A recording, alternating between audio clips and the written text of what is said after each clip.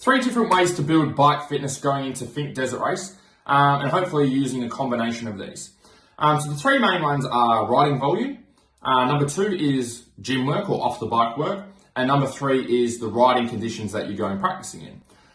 For those of you that are new to the channel, my name is Andrew Hammer, struggle with riding and racing fitness for 14 years of racing, and hopefully by making these videos, you're not one of those riders. So first thing is riding volume. So the problem I see with a lot of riders getting ready for Finke is that they don't do enough riding volume in leading up to the event. And they rely on the off the bike stuff or just doing fitness work to be able to get ready for the event. Now the event's a very big event, it's a very fast event, but it's also a very competitive event and hyped up event as well. There's a lot of lead up and stress and anxiety and nervousness that goes into the event and getting out there. So riding volume. On day one, for most of you, you're going to be doing about 3 hours. Day two, give or take, you're going to be doing about 3 hours again.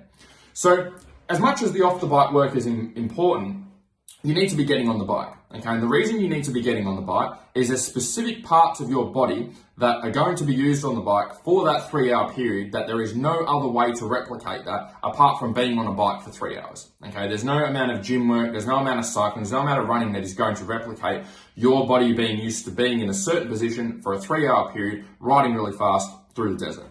And the only way you do that is by accumulating bike time.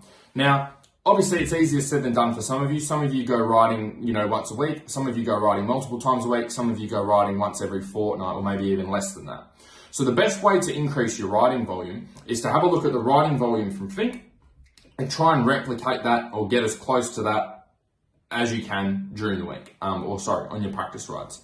So if you're going for a practice ride, make sure that you go for a ride for between the 2 and 3 hour mark. Don't go for a ride for half an hour. Don't go for a ride for 2 hours and be stopping every 15 minutes. Get your body comfortable with being on the bike for a 2 to 3 hour period all at once with a minimal amount of breaks, with constant movement, being at a good speed, because that's going to have the highest level of transfer then over to Finke Desert Race.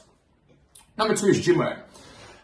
So yes, the bike time is important, but for a lot of you, you're not going to get enough bike time to just rely on bike time as you train. If you can get out and ride 4 times a week and do multiple hour rides every time, then great. You can probably rely a lot on just being on the bike to build fitness. But for a lot of you, you're not going to be able to do that. If you're only going riding, say, once a week, you need something during the week to help build your fitness and build your strength.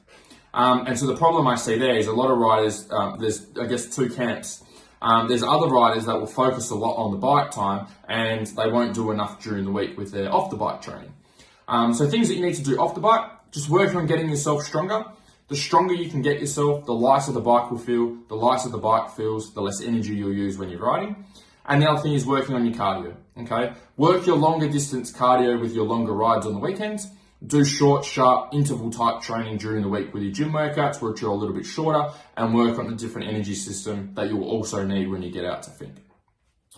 Third thing is riding conditions. So if you've got those two nailed and you're doing a bit of gym work or a bit of off the bike work and you're riding long distances on the bike, now you've got to make sure that, okay, the riding conditions that you're riding in is, are you going to be comfortable riding at those speeds? You're going 100, 110, 20, 30 plus kilometers an hour for extended stretches of time.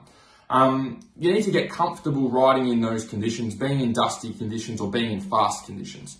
So if you're going out every week and doing 3 hours of hard enduro riding and hardly moving, and then you're expecting to go to Finke Desert Race and do really well and fly through the desert for 2 or 3 hours, there's a bit of a gap there. Okay, so it's just making sure, and again, it's very hard if you don't live in Alice Springs or don't live around like Hattah, Mildura area.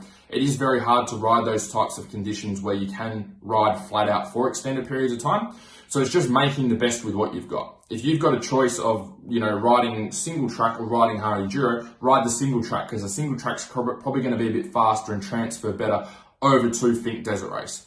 So make educated decisions, even do a little bit of traveling. Hopefully you've got a bit of time between now and the race. If you have to travel a little bit just to do one ride in some faster conditions or ride for a longer period of time, then it's probably well worth the trip. It's just getting you comfortable riding at speed and the conditions that you're expecting when you go out there and race.